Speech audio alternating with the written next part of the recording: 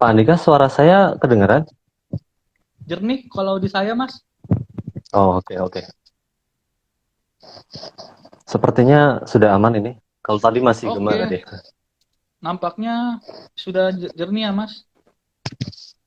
Ya, dari saya sudah oke ini sepertinya Oke, suaranya. dari teman-teman semua yang nonton malam hari ini juga sudah jelas. Oke, selamat malam Mas Wawan. Perkenalkan saya Selamat Andika malam, dari Pak Andika. Sipet. Apa kabar nih, Mas Wawan? Kabar baik, Pak Andika. Salam kenal juga. Saya Wawan dari Sobat Bandar, Pak ya. Terima kasih atas undangannya di agenda malam hari ini terkait sama pembahasan tentang bandarmologi, Pak. Wah, seru nih. Nanti kita akan bahas bandarmologi ya, Mas. Apalagi sama Mas Wawan nih Iya, pakarnya nih. Saya sendiri juga nampaknya sangat antusias untuk acara live IG malam ini karena topiknya sangat menarik. Ya kan, mungkin teman-teman lebih familiar dengan fundamental dan teknikal. Kalau fundamental kan kita lebih melihat ke laporan keuangan, rasio-rasio keuangan, dan valuasi seperti PET, PBV. Lalu juga teknikal kan mempunyai prinsip ya bahwa pergerakan harga di masa lalu akan terjadi di masa depan. Nah, kalau bandarmologi itu gimana sih Mas maksudnya? Kalau misalnya teman-teman di sini belum terlalu familiar atau belum tahu nih. Gimana tuh Mas secara iya. singkatnya bandarmologi? Jadi bandarmologi ini secara simpelnya saja ya. Secara simpelnya itu kalau yang untuk sebagai yang mudah, yang paling mudah diterima adalah ketika kita melihat pergerakan dari bandar itu sendiri gitu kan. Jadi pergerakannya seperti apa, kemudian jumlah barangnya ada berapa gitu kan, kemudian sisa barangnya berapa. Secara sederhana seperti itu. Jadi kita pergerakan dari bandar dalam tanda kutip barangnya gitu. Jadi kenapa bandarmologi ini cukup menarik? Analoginya begini, Pak Andika. Misalkan tetangga kita ya, tetangga kita itu namanya Pak Bambang, misalkan ya. Pak Bambang tetangga kita itu dia pedagang beras, misalkan. Kita tahu bahwa Pak Bambang itu hari ini membeli beras 1 truk, misalkan, sebanyak 1 ton ya. Kemudian besoknya kita tahu Pak Bambang itu baru menjual beras ke tempat lain itu baru menjual sekitar 100 kilogram misalkan. Berarti kan masih sisa banyak banget nih barangnya Pak Bambang, berasnya gitu kan.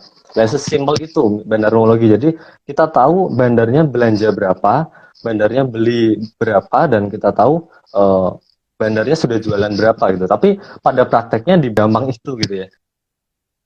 Karena bandarmologi ini agak tricky dan ada kelemahannya juga.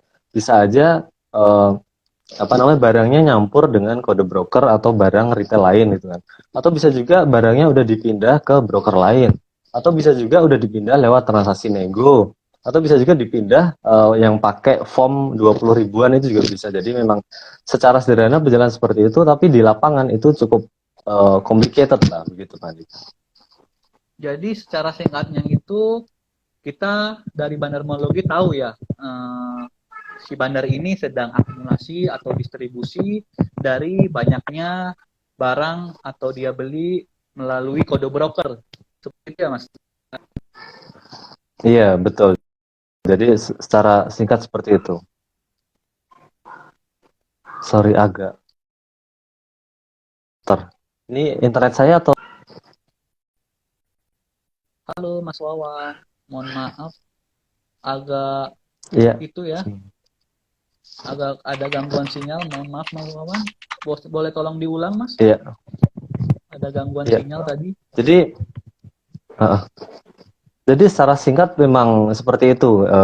Kita melihat bahwa ada akumulasi atau distribusi begitu. Tapi tidak semua saham bisa kita lihat seperti ini ya. Jadi apabila saham-saham misalkan kelas berat ya seperti blue chip gitu ya, hampir mustahil kita melihat bandarmologinya gitu. Karena kalau sekelas misalkan banking ya, BBCA atau Mandiri atau apapun itu yang blue chip ya, itu bandarmologi agak susah diterapkan karena di situ ada banyak banget kode broker yang aneh-aneh ya, misalnya yang jarang banget kita dengar, dan juga di situ bandarnya pakai banyak broker, jadi dipindah-pindah ke broker lain gitulah, kemudian dipindah-pindah pakai nego dan lain-lain. Jadi untuk bandarmologi tidak bisa diterapkan di semua saham, terutama blue chip ya. Kalau blue chip saya pun juga nggak pernah lihat bandarmologinya gitu Pak.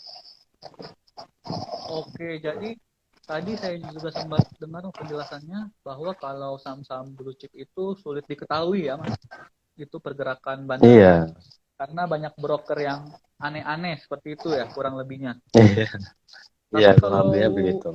misalnya blue chip seperti BRI, Telkom, Astra, bukannya justru dia malah lebih itu ya Mas, broker-broker besar seperti yang asing-asing seperti itu.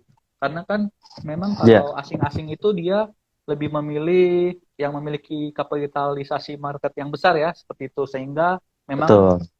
transaksinya juga liquid seperti itu. Bukannya memang lebih ke broker-broker besar seperti itu Mas, bukannya broker-broker yang jarang dikenal kalau di blue chip seperti BRI, BCA dan Iya, jadi lain-lain. jadi kalau blue chip itu malah kita biasanya pakai foreign flow analysis begitu.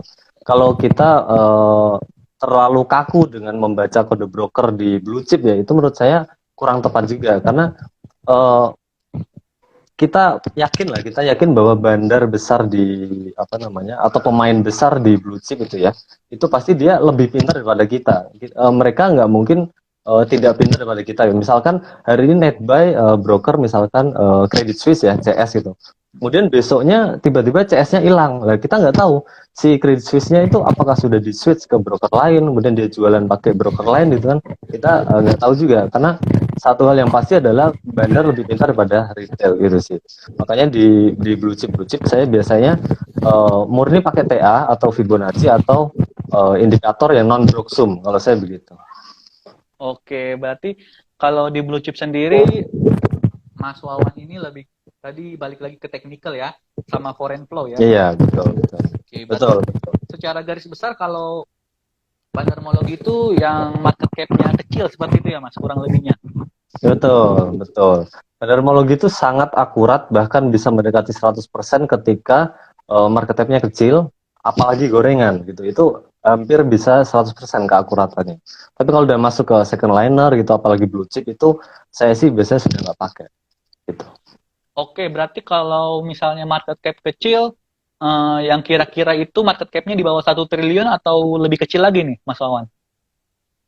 Kalau saya nggak bisa patokan begitu. Kalau saya ngitungnya, misalkan saham itu bisa digerakin pakai duit 1 sampai 3 M, itu kategori saya market cap-nya masih kecil. Maksudnya ketika saya HK pakai uang 0,5 miliar misalkan dan naik bisa sampai 3 papan atau Oh, 5 papan, itu kategorinya masih kecil. Kalau saya begitu. Gitu. oke, berarti memang kalau yang misalnya kita punya dana tadi seperti Mas Wawan sampaikan 500 juta gitu ya, 3 sampai 4 Hmm. papan langsung bisa kita makan ya, Ya, HK gitu ya ibaratnya. Itu ya, masih kategori market cap kecil seperti itu ya. Kalau iya, blue chip 500 juta belum tentu setengahnya habis ya, paling seberapa persennya iya, doang gitu ya. Seperti itu ya Mas, iya. sederhananya Makanya, ya. iya. Sebenarnya begitu karena memang karena kenapa begitu? Karena biasanya bandar-bandar yang bermain di gorengan atau market cap kecil itu biasanya dia tidak begitu pintar atau dia tidak sampai berpikiran sampai memindahkan barang antar broker. Biasa begitu Pak Andika. Karena rata-rata bandar-bandar yang main di gorengan itu mainnya fast trade atau pump and dump. Artinya beli sekarang jual besok atau beli pagi jual siang. Rata-rata begitu. Jadi mereka biasanya gampang banget kita ketahui barangnya sisa berapa, pakai broker apa, kemudian dipindah di apa pasar reguler pakai broker apa itu gampang banget dilihat biasanya. Oke. Nah, tuh teman-teman. Tadi tuh kita sudah mendapat pencerahan dari Mas Wawan tuh sedikit tentang bandarmologi bahwa misalnya kalau kode broker itu lebih cocok digunakan atau lebih ideal seperti itu di market cap yang kecil kalau misalnya second Iya, liner atau blue chip seperti BRI, Astra atau Telkom itu lebih ke foreign flow dan technical ya Mas Wawannya menggunakannya nih. betul, Teman-teman betul. jangan sampai ketuker ya gitu. Hmm. Ikutin nih Mas Wawan Iya, nih. karena agak lucunya begini Pak Andika. Kadang saya pernah dengar broksumnya BBCA begini, broksumnya BMRI begini. Kalau saya sih menanggapinya agak agak lucu ya. Maksudnya emiten-emiten itu nggak bisa kita lihat broker summary-nya sebenarnya. Karena kita nggak tahu ya memang tadi kita tahu bahwa BBCA itu pemainnya asing ya. Dia pakai broker-broker asing juga. Dan kita harus tahu juga mereka itu lebih pintar daripada kita. Dia pasti punya banyak broker gitu. Jadi bisa aja sekarang beli pakai CS, besok dijualnya pakai PD bisa aja gitu. Oke, seperti itu ya. Masuknya sekuritas A, keluarnya sekuritas yang lain ya, untuk mengecoh seperti itu Betul, ya. betul, Karena ibaratnya betul, kalau ya. kita lihat historinya sebelumnya gitu, kode brokernya, nih si bandar masih akum nih, belum keluar ya. Ternyata Betul, dia keluar ya, barang pakai sekuritas lain. Nah, tuh teman-teman kita betul. dapat masukan lain. Nah, kalau misalnya kita nih atau saya dan teman-teman yang lain nih ingin tahu nih ciri-ciri saham yang dimasuki bandar, mulai dimasukin bandar gimana sih tuh Mas? Supaya ibaratnya kadang kan kita baru ngeh ya saham yang third liner kalau udah naik 15%, 25%. Nah, lalu juga kan sekarang kode broker udah ditutup ya.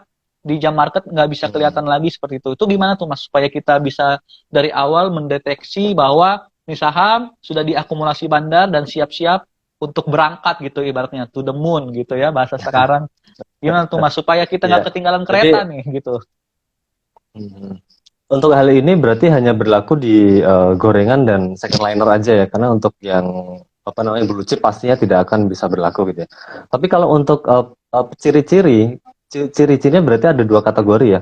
Saham yang memang sudah diakumulasi dan siap terbang, itu kan ya, yang pertama. Yang kedua, bandarnya itu belum punya barang. Maksudnya bukan bandar emitennya ya, tapi maksudnya ada big money atau misalkan retail yang berduit besar mau goreng saham tersebut. Ya, itu kategori kedua. Kalau kategori pertama, ketika memang bandarnya sudah punya barang dan mau naikin harga saham ya, itu biasanya dia membuat volatilitas, Pak. Maksudnya bisa aja dia spam lot gitu ya, supaya running trade rame, supaya Mm-mm. para scalper itu ngeh gitu ya. Wah, running trade kok rame banget, ada apa gitu kan. Itu yang pertama bisa seperti itu. Atau yang kedua, dia kadang langsung HK 3 papan atau 3 lantai atau mungkin 4 papan, kadang begitu untuk yang apa bid overnya tipis-tipis ya seperti itu. Jadi biasanya untuk bandar yang sudah punya barang, dia itu mainnya langsung agresif karena dia nggak memberikan kesempatan retail untuk masuk di harga bawah, biasanya begitu. Jadi kalau ada saham yang tiba-tiba spike tinggi atau tiba-tiba rame, itu perlu kita waspadai. Jangan-jangan dia sudah punya barang banyak dan siap guyur.